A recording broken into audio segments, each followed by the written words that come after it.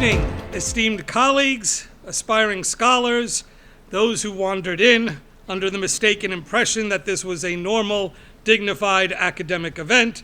I assure you it is not. 237 years ago, the United States House of Representatives held its very first full meeting with a proper quorum. At that inaugural session, the elected representatives of our great nation elected their very first Speaker of the House, Frederick Augustus Conrad Muhlenberg of Pennsylvania. Apparently we have a relative here. A Lutheran minister, a founding-era statesman, a man with 3 first names, which at least in the 18th century was essentially a flex. And thus began the 237-year longitudinal experiment in deliberative deficiency, discursive derailment, and what we in the discipline of political science politely refer to as a deeply institutionalized, path-dependent, structurally entrenched commitment to dysfunction. A glorious and almost luminous moment, this beginning of the House of Representatives, and almost, like I said, almost luminous moment in the annals of representative governance that began on, and I kid you not, April Fool's Day, 1789. And so tonight, we honor that enduring, almost sacred symbiosis between American government and dignified foolishness, which is why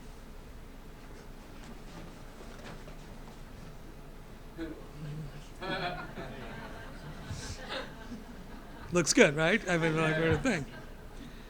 Tonight, we gather together as a community in the hollowed, fluorescent-lit hearth of room 221, so that we may determine the true meaning of the ornithological patriotism, an academic subfield that is so niche, so methodologically elusive that it has been rejected by every major peer-reviewed academic journal, including the ones that seem to publish anything.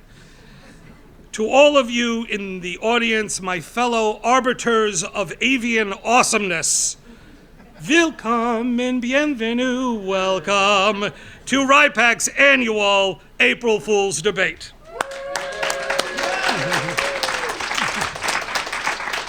I am Ben Dworkin, Rowan Professor, Director of the Institute, and for the next several minutes, your host, your moderator, and your warm-up act, as well as the closest thing this event has to a responsible adult. I know, I'm sorry. Tonight we devote ourselves to the eternal question, the question that has plagued, befuddled, and structurally destabilized the American political imagination since the very founding of our great republic. Which is more American, the eagle or the turkey? It is a question that is both fair and foul. Fair and foul, get it? Okay. It only gets better from here, guys. Before we proceed to the Battle of the Birds, I want to take a moment, actually just to be serious, and to recognize a major reason why we are here this evening. Yes, we are here to have fun and to hopefully laugh, but we're also gathered tonight to support the shop, Rowan University's on-campus food pantry serving the 23,000 students of this institution. Food insecurity on college campuses is not a punchline. It's a policy failure. And I want to thank all of you who are acting in the finest tradition of de Tocqueville and grassroots democracy brought donations this evening to address the issue directly. Thank you.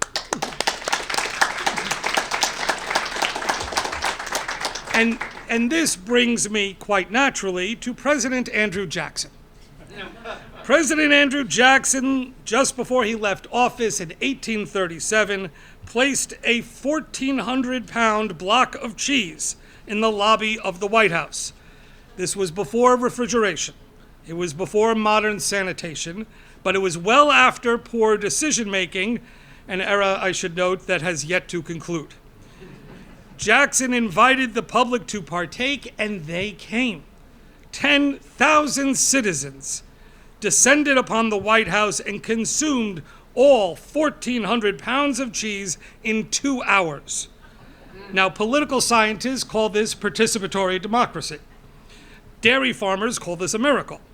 The White House custodial staff called it several things that I'm not allowed to say in proper company. Tonight, here at Rowan University, we memorialize this tradition of culinary camaraderie. We bring together all who are hungry. Hungry for the turkey sandwiches and the deviled eagle eggs here off to the side. And hungry for intellectual stimulation, curated, constructed, and confidently over-explained through the full apparatus of academic theory. The presentations tonight will be approximately 50% obnoxious academic theorizing, 50% impassioned nationalistic rhetoric, and 50% completely unhinged absurdity. Statistically speaking, this is how you know it's a political science event. What a classic comedic combination. Here's how tonight's program will work. Each debater, one professor and one student for each side, will deliver in about an 8-minute presentation arguing why their bird is the most American. After the presentations, our esteemed bird boosters will sit at this table, answer questions submitted by you, our lovely, lovely audience. Some questions may be substantive, some questions may be absurd, and in keeping with contemporary American political discourse, the distinction will be largely academic. But here, my friends, is the masterstroke of tonight's methodology. The winner will be determined not by academic merit, not by scientific accuracy, not by logical coherence, evidentiary sufficiency, or adherence to anything resembling the norms of scholarly inquiry. No, no, and no. The winner of this distinguished debate at this accredited university will be entirely determined by crowd noise. That's right, we are reducing years of academic expertise to those who can yell the loudest, just like any decent cable news program. The side whose supporters can cheer the loudest will be crowned the winner. I should note that this, in many ways, is the purest expression of Jeffersonian ideals. Our third president wrote, "The will of the majority must always prevail." Now, Mr. Jefferson did not exactly specify how that will should express itself, so tonight we fill that constitutional gap. This evening, there is one critically important rule essential to the protection of everyone's professional reputation in the room. Absolutely no fact-checking. None. In fact, there are some cynics who might even suggest the less empirically grounded your argument, the more authentically American it actually becomes. Another key point, no matter your ideal American icon, you are all strongly encouraged to actually use your cell phone, post pictures and comments to social media on behalf of hashtag Team Eagle and hashtag Team Turkey, and of course, hashtag RIPPAC. Because if there is one thing that modern political communication theory has taught us, one ironclad law that transcends ideology, transcends partisanship, transcends the very foundations of this great nation, it is this: if it's not posted, it didn't happen. So, to our fearless debaters sitting before us, may your arguments be bold, your evidence selective, and your conclusions wildly overdetermined. And to the rest of the audience, are you ready for the great debate? Let's hear it. No, that wasn't good enough. Get warmed up. Are you ready for the great debate? There we go. Okay. Then let the exquisite festivities commence. May the best bird begin. Thank you for catching that. Okay. Please welcome to the stage, representing Team Turkey, hailing from the rough and tumble streets of Linwood, New Jersey, and the Department of Environmental Science, a man with a name so cool you just have to say it twice. Please welcome Professor Dan Durant.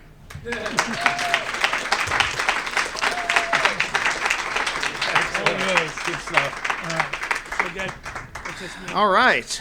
Well, I need my clicker here. Yes. I can't follow that. I don't know. All right. Well, I can't follow that introduction, but I'll do the best I possibly can.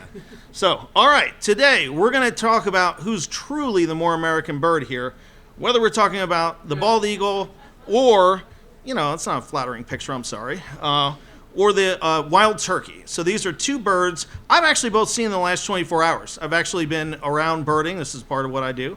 And I'm an ecologist, and I'm an environmental scientist. And I think it's, you really want to have somebody who knows birds a little bit to be able to talk about this. So I feel like that's where we're going to go with this. Now, admittedly, turkeys are very unusual looking birds. I think we can all agree with that. They're very, very large birds, and they're all over the place. And how many people here have actually seen a turkey in the wild? Okay. That's a lot more than I thought, I'll be honest with you. All right, so that's pretty cool. So good, you're all somewhat qualified to have an opinion on this, and we like that. So I have a question for you. Actually, this is for the audience here, and that question is, what do turkeys eat? Anybody want to, let's do some hands, let's get some things here. Yes, sir. Worms. Okay, worms, that's an accurate thing, yes. Ticks. All right, we were supposed to do 2 or 3 more guesses before we got to ticks, but yes, absolutely. All right, let's get some other things here. Just anybody else? What are some other things that turkeys eat? Nothing else. Okay, you know what? That'll work. That works. Yes, turkeys eat ticks, amongst other things. And guess what? I'm going to tell you something, and you probably know this already, but turkeys eat ticks, and ticks are un-American, okay? I think we can all agree. I mean, that's biology, right? So anyway, so they do eat them, and they eat them in quantity, and I've actually seen them eating them, which is pretty cool to see in the wild. But that's not all they eat. They also eat mosquitoes, too, which is nice. So they eat a lot of things. They eat roots, they eat grass, they eat lots of things, but we only care about those 2, right? But they're scrappy. They can eat whatever they want, and they happen to like to eat ticks. Okay, now, what do eagles eat? Well, eagles eat some different things. Let's do some hands here again for eagles. What do we got? Yes, you in the back, sir. Fish. Okay, well, I guess I kind of broadcast that one a little bit, but anything else? Anybody else? Carrion. Okay, those are really pretty much the 2 things. You guys are great.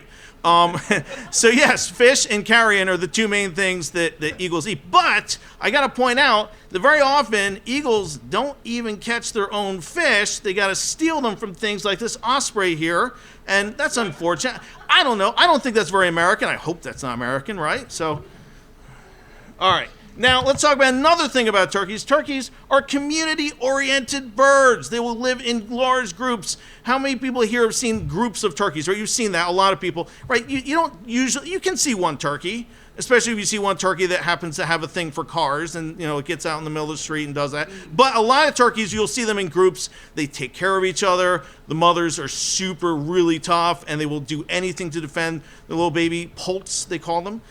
So this is a really great thing, and I think we like to think that this is a very American trait. And, eagles, not so much. No, not so much. Eagles like to sit around by themselves and yell at each other from large distances. That's pretty much what they do. So, unfortunately, I can't find that to be anywhere near as American.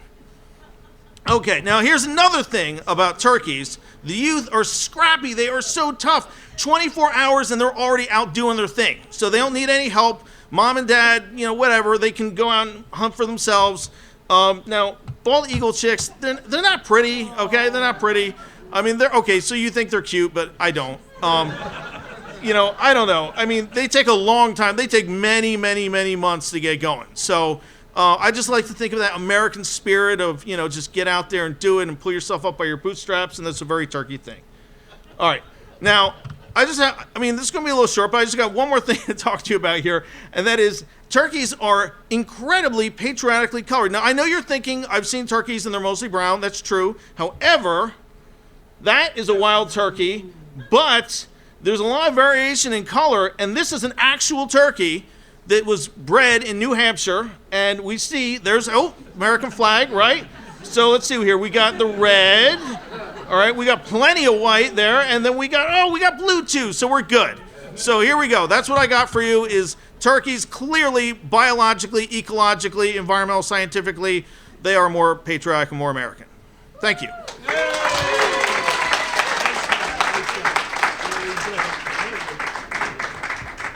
Okay, as wonderful. Let's give another round of applause for Professor Duran. Thank you, Dr. Duran.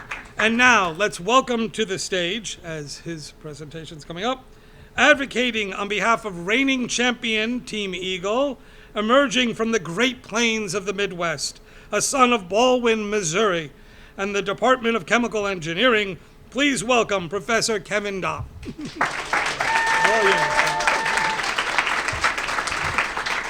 Good evening.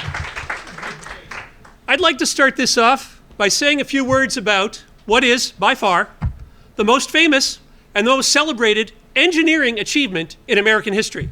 And of course, that was landing on the moon. 12 human beings ever have walked on the surface of the moon, and they were all American astronauts, 6 separate successful moon landings. And the first one was Apollo 11, July 20th, 1969. Now, one of the reasons this happened is because 7 years earlier, President Kennedy, President Kennedy gave what is now one of the most famous addresses in presidential history. And there are some excerpts from the speech here on the screen, but the substance of what he said was, we, the United States of America, choose to go to the moon in this decade, not because it is easy, but because it is hard. And when he said it was hard, here are some of the things he was talking about. This was 1962. It was only 1961 when Americans put a person in space at all. Alan Shepard, the first Mercury mission, he didn't even complete an entire orbit around the Earth. And President Kennedy was saying that in the same decade, we were going to send people to the moon, land them on the moon, and get them home safely, right? If you look at, here's some statistics on the scopes of the project, right? The scope of the project, how powerful the rocket needed to be for Apollo 11 was way beyond the scope of anything that existed in 1962 when President Kennedy gave his speech. Now, what they originally pictured was that the whole ship would land on the moon and then blast off from the moon and come back to Earth. They quickly figured out that it was a better idea to leave the main rocket in orbit around the moon while a separate small lander separated, brought 2 of the astronauts to the surface, and then brought them back into orbit. That was going to be much more fuel efficient. But that meant that 2 ships had to rendezvous in outer space, which is something nobody had any idea how to do that yet in 1962, right? And the rocket that went up in 1969 was chock full of components that did not exist in 1962 when President Kennedy gave his speech. The engineers and scientists who worked on Apollo, they got us to the moon, but they also made pioneering advances in communications, in navigation, in materials, in computing. And the effects of those resonate through our society still today, more than 50 years later. And this event was celebrated like no event in human history. Not just by America, it was a uniquely American accomplishment, but it captured the imagination of the entire world.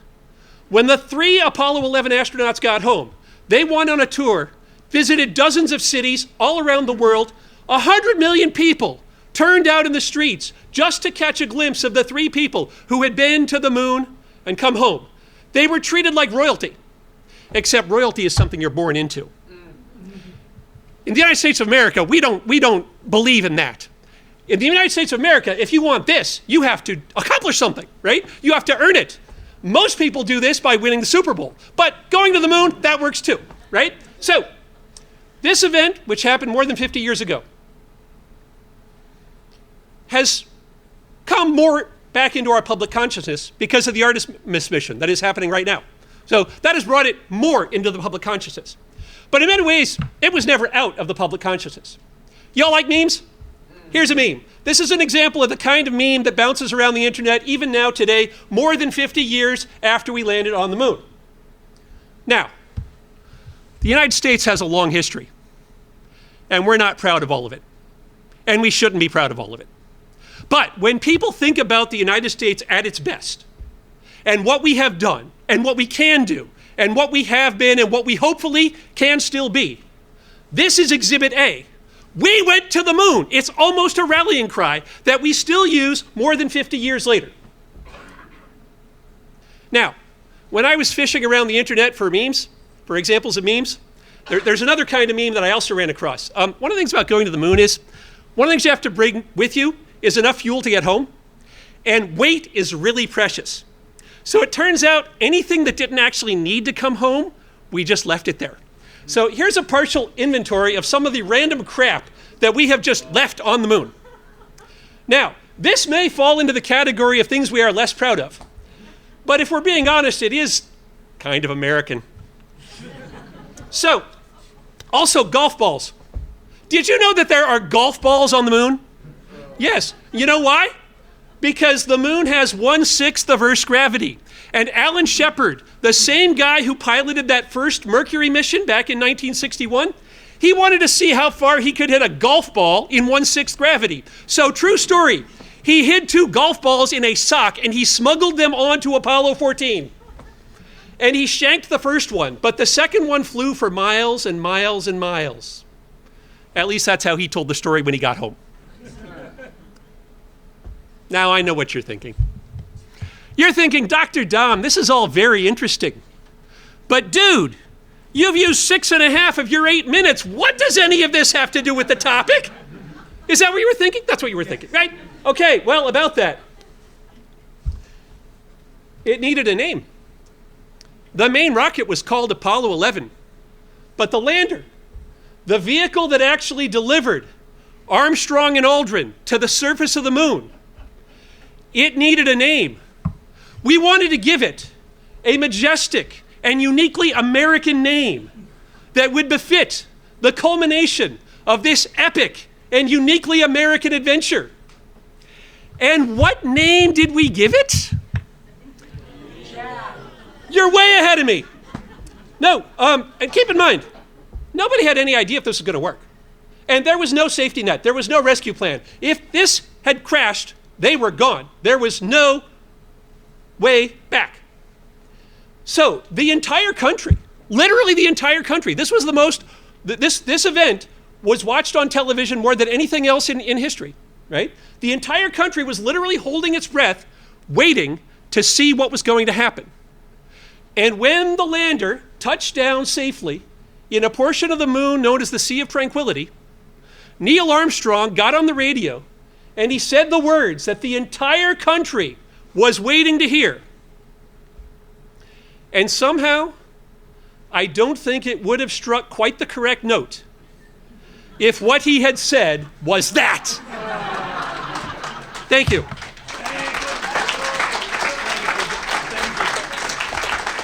Yes, let's hear it for Professor Dom. All right.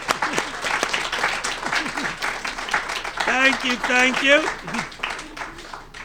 We now shift to the younger generation, our future scholars and leaders. Heaven help us. Please welcome to the stage, on behalf of Team Turkey, hailing from Egg Harbor Township, New Jersey, a political science major and art history minor from the class of 2027, Matthew Ayala. How y'all doing? We good? Okay. All right. So, I just want to start by saying I definitely was in student mode when I made this, and like this is mad academic. So y'all, please bear with me. But the proposal I have for y'all today is we need to make America gobble again, and we need to reclaim an icon that we have lost. So, through the course of the years, we've seen the turkey depicted in many ways in art history. Starting in the 1500s, they were feeding turkeys. I'm not quite sure why. I don't know if they were plumping it up or not. But, still, before dogs, this is an argument for another day, but before dogs, turkey was also a man's best friend. So, next, we're gonna go into indigenous cultures. We're gonna start there. So before even America was started, the turkey was presented in many things. So we see this bowl from the Mimbres culture. Sorry, I'm like leaning hella. Thank you. Sorry. So we see this black and white pottery, and this is what they're most known for. And they have depicted on it the turkey and a centipede. And we also see at the top a turkey bowl, which is from, both of these are from the Anasazi period. And these are like ancient Puebloan in the Four Corner region of the United States. And they loved their turkeys. And before we saw this in paintings and stuff, turkeys were known as a spiritual object. So they believed that turkeys actually could speak to the dead. So they connected turkeys to the dead and the real world, and they used them in ceremonial burial practices. So they also were mediums and psychics before they were discussed in the government also. And they also, pretty ironic, made these bowls to honor them, but also ate them out of their bowls. So it was kind of wild. It was a rough life back then for them. Moving on into the colonial times, I have two pictures up here, and they're both made by John James Audubon. So the technique he uses here is actually called etching and aquatint, and this is used by mixing acid with a different type of substance to water it down, and you press it into metal. So this is a very time-consuming process. The one on the right is just of the turkey itself, and it's the front page of a book called The Birds of America. And he chose this because he felt like the turkey bird really represented the true American. Very awkward, kind of stubborn, definitely not the perfect image of a person, but we're gonna keep going. So, in this time, we established the idea of the turkey resembling abundance. So, contrary to popular belief, the first Thanksgiving actually was not centered around turkey, but even back then, the turkey was still prevailing. From that day, they had it every year. It was that good, apparently. I haven't had a turkey that good, ever. Very good. Other than just abundance and stability among families, they also stood for, they didn't really stand for much, sorry. Oof. We're just gonna go ahead. When we're looking at early American art, we see a lot more turkeys, but less of just the turkey, and we see the turkey more in everyday scenes. So to the right, we actually have Wilson Homer. He was a wood printmaker, and he made newspapers, and he often featured the turkey in all of his newspapers, which was a little bit weird because he was hired by the Harper's Magazine to make paintings about the Civil War. So I think he might have lied on that resume a little bit just to get up there. But he wanted to show the people that the turkey was part of everyday life, and it was very resourceful to the American person, and it just represented good home values, and it represented gratefulness, especially in such a hard time of where the world was really trying to find itself, and America was trying to rebuild and establish itself as a nation. A lot of these paintings were called genre paintings, and they portrayed the origins of a country, and they portrayed the everyday lives of people. People wanted to show their businesses, and they wanted to brag about how they were still living good, and how coming from England, their lives could be so much worse, even though they were still in a bit of disarray. So my main point with this one I want to make is that right here on the right, we have Charles Wilson Peale, and he has an artwork called The Artist in His Museum. And it pictures him turned around, going through a drape. In the background is his natural art museum, and he does taxidermy and natural art paintings. And in the front, we see a turkey. And y'all know taxidermy. He's actually hovering over the taxidermy equipment. He doesn't even know what's coming yet. But fun fact is that he actually did not harm any turkeys. He harmed every other animal, every other bird but the turkey. And he decided to portray it in here because he felt like the turkey really resembled who he was as a person, and I might be the turkey, y'all. he felt like the turkey really resembled him as a person and how versatile he was. He was a Renaissance man. He was a jack of all trades. He was a scientist. He was a founder of a museum. He was an artist. He was a captain and a soldier in the Civil War. This is what I was talking about to my parents when they asked me what I wanted to be when I was older. Like, I didn't know what I wanted to do. He just did it all. I want to be him when I grow up, for real.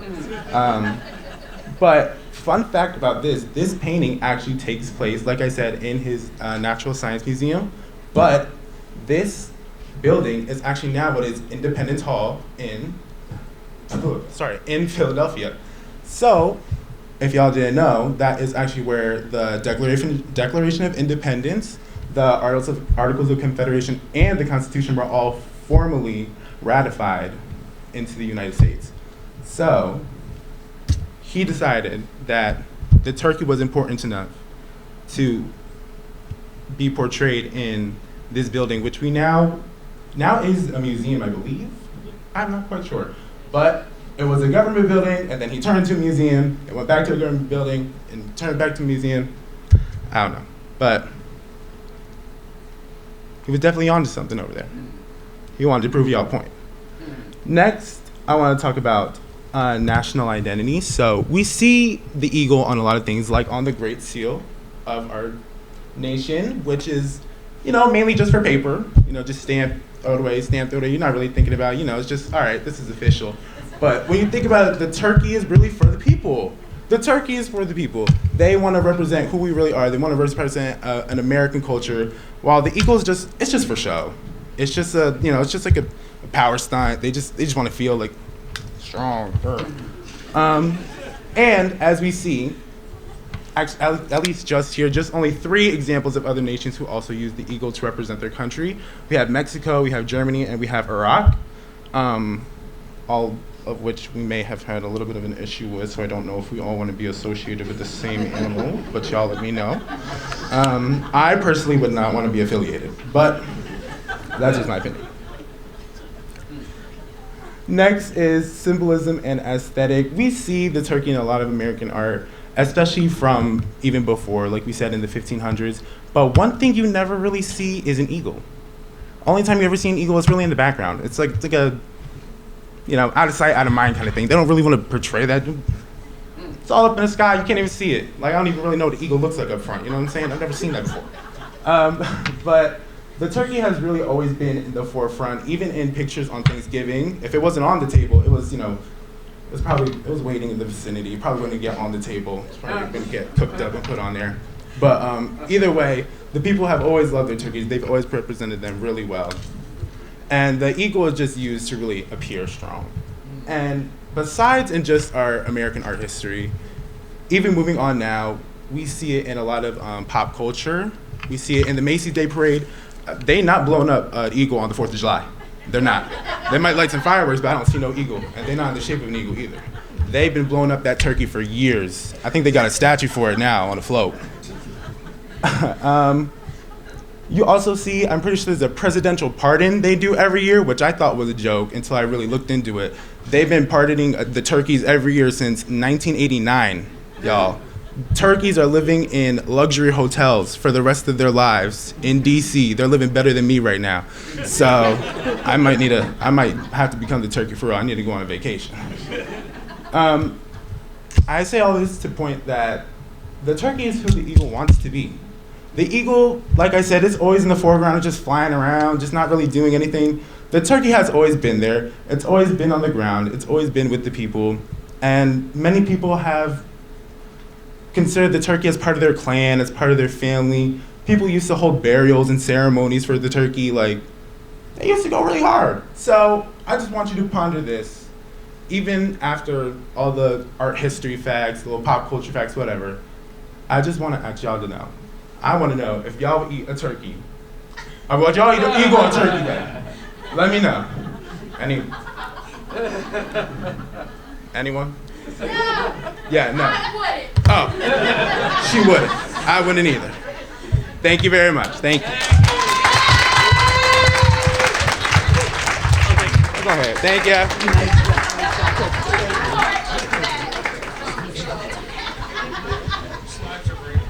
Okay.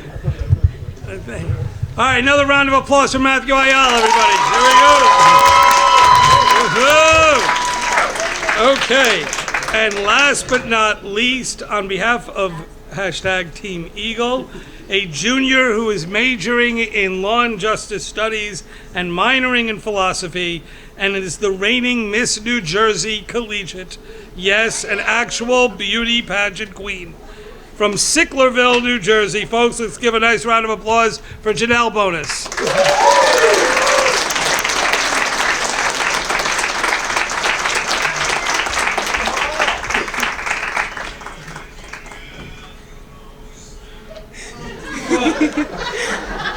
Explain the music.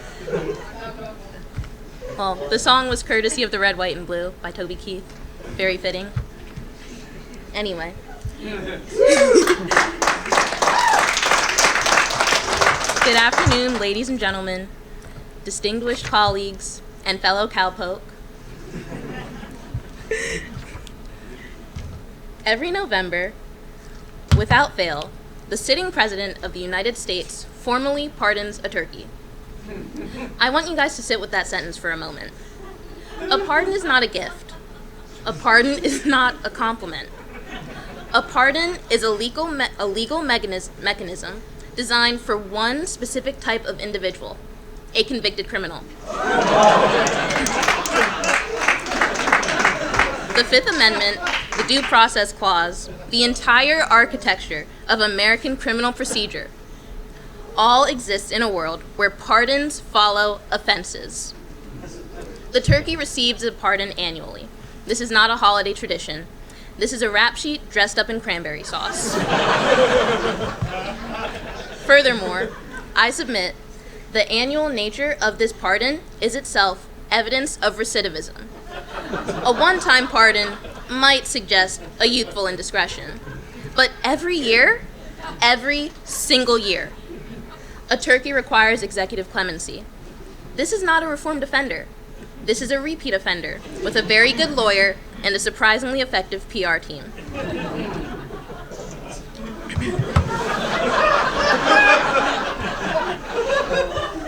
Robert Merton's strain theory, introduced in 1938, posits that crime arises when individuals cannot achieve culturally defined goals through legitimate means.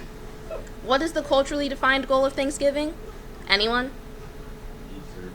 Survival. What is the turkey's response to this pressure? Not to adapt, not to innovate, not to participate in civic life, but to simply attack weaker birds, then stand in a yard and gobble until someone from the White House shows up. This is the textbook definition of a retreatist adaptation, an individual who abandons both the cultural goals and the legitimate means of achieving them. The turkey has given up. The turkey is, criminologically speaking, checked out. Meanwhile, the eagle, facing the exact same societal pressures, the same existential demands, chose innovation. The eagle learned to fish. The eagle built nests so large that they have been documented at over a ton in weight. The eagle pursued the American dream through sweat, talons, and a genuinely impressive wingspan. If Merton were alive today, he would be pro-eagle. I'm certain of this. 19th century criminologist Cesare Lombroso theorized that criminal tendencies could be identified through physical characteristics. The turkey presents the following criminogenic features for consideration. First, the waddle. A fleshy, red, pendulous growth beneath the beak that oscillates when the turkey is agitated, suggesting impulsivity and poor emotional regulation. Second, the snood. A fleshy protuberance above the beak that engorges during periods of excitement, which Lombroso would have flagged immediately. Third, the perpetually startled expression, consistent with a guilty conscience. And fourth, and I can't stress this enough, the gobble. The gobble is the sound of someone who got caught. And I believe that doesn't need any further elaboration. The gobble speaks for itself. The eagle, by contrast, presents a physiognomy of civic virtue. Sharp, focused eyes that suggest disciplined cognition, a hooked beak indicating decisive action, and a posture of dignified composure. This is the face of an animal with nothing to hide.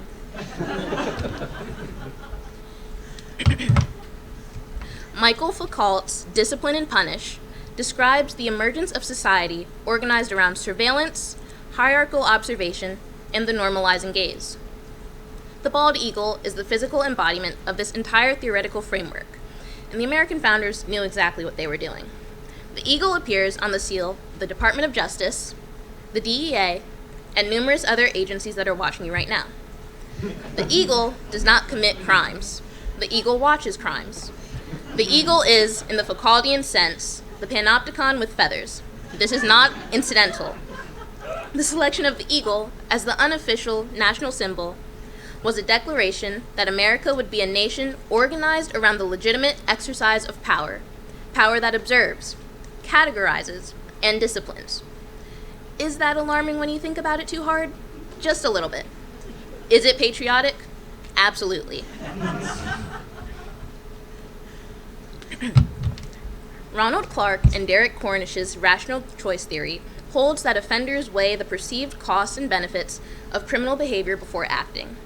The eagle has fully internalized legitimate opportunity structures and operates exclusively within them. It hunts within its natural legal jurisdiction, the sky, which has no extradition treaties and relatively relaxed regulations. It builds its nest on its own property, demonstrating a commitment to private land ownership and personal real estate development. Furthermore, the eagle's nest grows larger every year as the eagle adds to it, a material accumulation of generational wealth through labor and investment. The eagle is, in the most literal sense possible, building equity. The turkey, meanwhile, is building a whole lot of nothing. These are not morally equivalent life choices. Now, I want you guys to think about this next point before we proceed. The bald eagle appears on the $1 bill, the quarter, every official federal document, and the seal of the President of the United States. The turkey appears on a decorative tablecloth sold at Target for $14.99 in October. I am not arguing that commercial availability is irrelevant to patriotism, but I am suggesting that the federal government's explicit, documented, constitutionally adjacent endorsement of the eagle over the turkey should be taken seriously. The eagle was chosen. The turkey was not. This was not an accident because I'm sure there were meetings about it. Now, you might consider that Ben Franklin wrote, "The turkey was a bird of courage, and the eagle a bird of bad moral character," in a letter to his daughter in 1784. However, Benjamin Franklin is someone that I find to be an unreliable narrator and an unreliable witness. Neal v. Biggers laid out factors to determine the reliability of eyewitness testimony. One of those factors that were established was that reliable eyewitness testimony requires adequate observation conditions. Benjamin Franklin had a visual impairment. As a result of that, he wore bifocals that he invented for himself, without peer review or a second opinion, or an optometrist that wasn't himself. Self-prescribed corrective lenses don't meet the standard of adequate observation conditions. We simply cannot confirm that Franklin was actually able to see when he called the turkey a bird of courage and the eagle a bird of bad moral character. I would also like to bring up confirmation bias. Before he ever put pen to paper, Franklin already formed a negative opinion of the eagle. He wasn't evaluating the eagle objectively. He had already made up his mind. As such, he is an unreliable witness to the character of the turkey. In conclusion, while Benjamin Franklin may have personally lobbied for the turkey, citing its supposed courage, it's worth noting that Franklin also flew a kite in a thunderstorm, which is not the behavior of someone with sound risk assessment. The eagle is representative of what America wanted to be from day one: sovereign, soaring, and extremely difficult to catch. The eagle does not need a pardon. The eagle does not need a press conference. The Eagle does not need Benjamin Franklin's endorsement, which, as we have established, came with significant credibility caveats. The Eagle simply needs sky, and America, to its eternal credit, has always had plenty of that. I rest my case.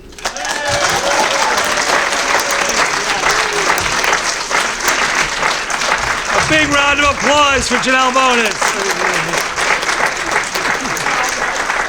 Okay, we're going to ask our four speakers to come join us at the day. We now open it up to questions that have been submitted both earlier this evening when people registered online. We'll throw it out to them. Hopefully these microphones all work. Are they on? Yeah, they are. Okay. And so this will, whomever wants to answer it. First question came in today's social media setting, how would your bird build its brand? Are you more of an influencer, thought leader, or chaos agent? You hear me? Yeah. So, okay, influencing turkeys, they can have grassroots campaign. I mean, honestly, they literally eat grassroots, right? I mean, it's a thing so I feel like they have the experience. They're organized. We already said they're community oriented. They're flashy. I mean, you see the things that they do, right? I mean, definitely some displays. So, yeah, I really, really just wanted to use a grassroots analogy there. That was pretty much why I took the microphone. So, all right. Thank you. Okay, well, one of the things I would like to point out is that in many Native American cultures, the highest honor that you could bestow upon a person was an eagle's feather. And so I think we can go back all the way to the beginning and we don't need to build a campaign. We need to remember some of the things that have long been known. I'll give you another example. How many of you are familiar with the John Denver song, Rocky Mountain High? All right, yeah. See, and one of the lines in that song is that you would be a poor man if you never saw an eagle soar. Now, see, that was my parents' music. And so from my perspective, that was not cool, But if it was my parents' music, then it was your grandparents' music. And that means it's old enough to be retro cool again. So we need to bring back John Denver and Rocky Mountain High. I think that's how we should begin to build the eagle brand. Is that right? Anybody else? Okay. Let's get to our second question. A little creativity here. Your bird has been selected to represent Earth in an interspecies talent show. What is your bird's act? And how does your bird explain its performance that it captures the essence of America?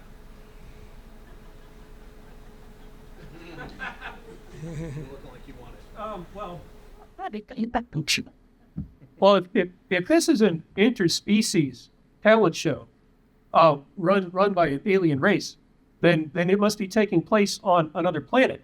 And so I think if you were listening to me at all, you'll know that my eagle's talent is getting there in the first place. The turkey wouldn't even be in the talent show without my eagle.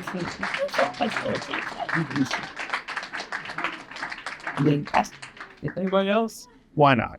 All right. So first of all, we're talking about a talent show here, right? Okay. There's a turkey trot. That's an actual thing. And it's a dance.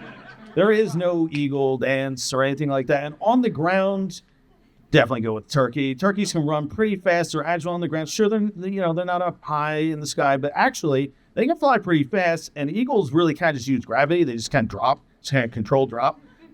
So when you see a turkey fly, turkeys can fly pretty well, but I mean, really, it's all on the ground. I mean, like this is a talent competition. It should be about dancing. I mean, all those shows, America's Got Talent, whatever, they're all about dancing. So that's my thing. I wasn't curious. What? That? I would definitely say their ability to just sit there for a couple of days and only move when it's absolutely necessary and you have to do something within 5 minutes is considered the best talent ever. I think you all have mastered that here, especially everybody in this room, especially Liz from you. I was literally emailing Liz an hour before this, asking for help on this. So, and I think that is the best talent.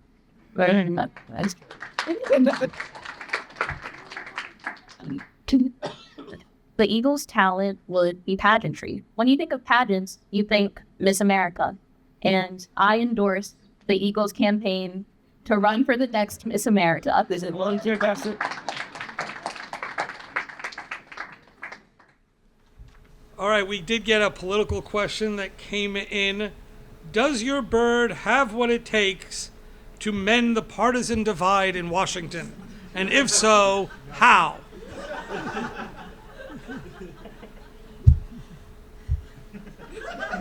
Yeah. Here we go. Honestly, yeah. I think that if an eagle was in there, they just start flying and attacking people. You could get along with a turkey really easily. Like, you can walk around and the turkey not going to do nothing. Might peck at you, but, they throw a little bit on the floor. But, the eagle is way too much inside of the building in the White House. We're not going to get nothing done. Everybody's going to be screaming, crying. The people can start recording. You can't record in there and stuff. So, and we get real serious real fast. Like that's it. Right. I think that eagles are uniquely positioned to bring back traditional American values. It is actually the case that eagles are almost always monogamous and usually mate for life, while a male turkey, will mate with anything that will let it. We're learning a lot tonight, aren't we? I'm not sure if we should be talking about infidelity, especially when it comes to some of the people that work in the White House. So, I will say, that turkey might be a real good representative, okay? Okay. One final question. Ladies and gentlemen, our wonderful debaters, sustainability is important to Rowan University. Which bird has a larger impact on the environment?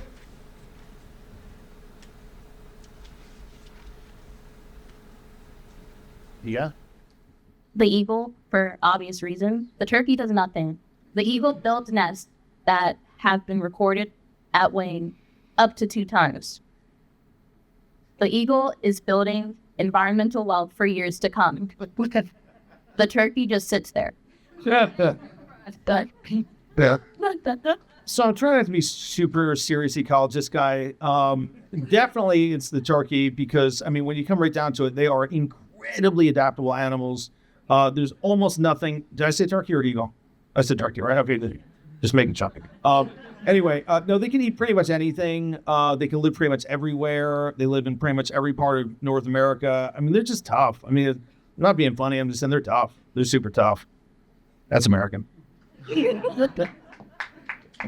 Well, eagles are also very adaptable to different climates and different surroundings. Because it was mentioned before that the bald eagle primarily eats fish, but eagles can actually eat a very wide range of things, including rodents. And I hate rodents, so props to eagles for eating them. And all sorts of things. I think eagles are very adaptable, and they're apex predators. And they're going to be here long after we're going. I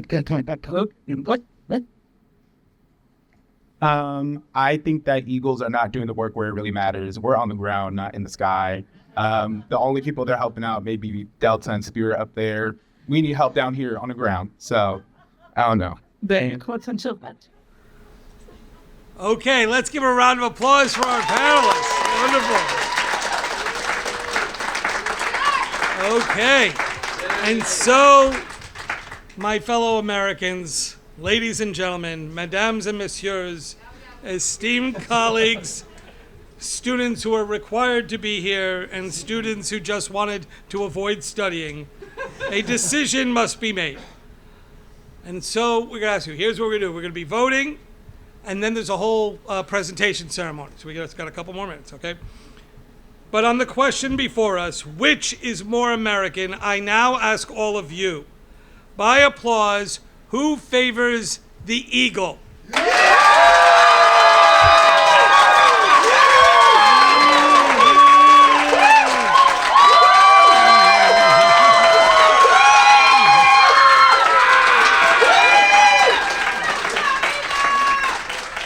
Okay, all right. There are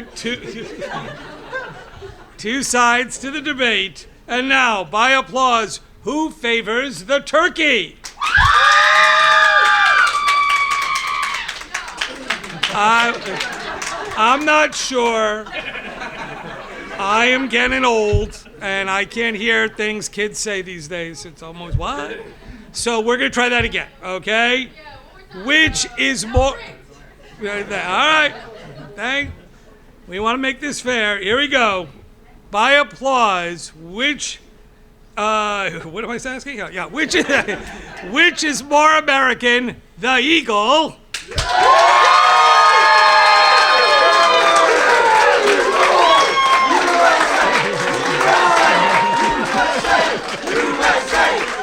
Okay, all right.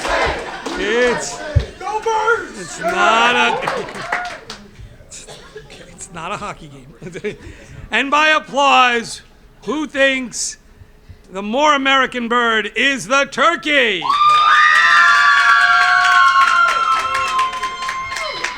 All right. Can I have a drum roll, please? By the ruling of the judge, and that is me. All right, you can stop the drum roll. It's going to be stupid.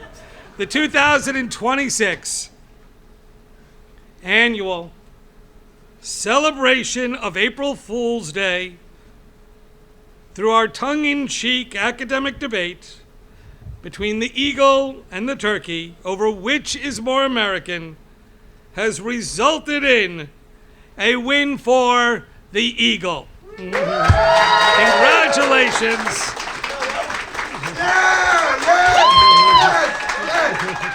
I'd like that, if all four can stand in front of the...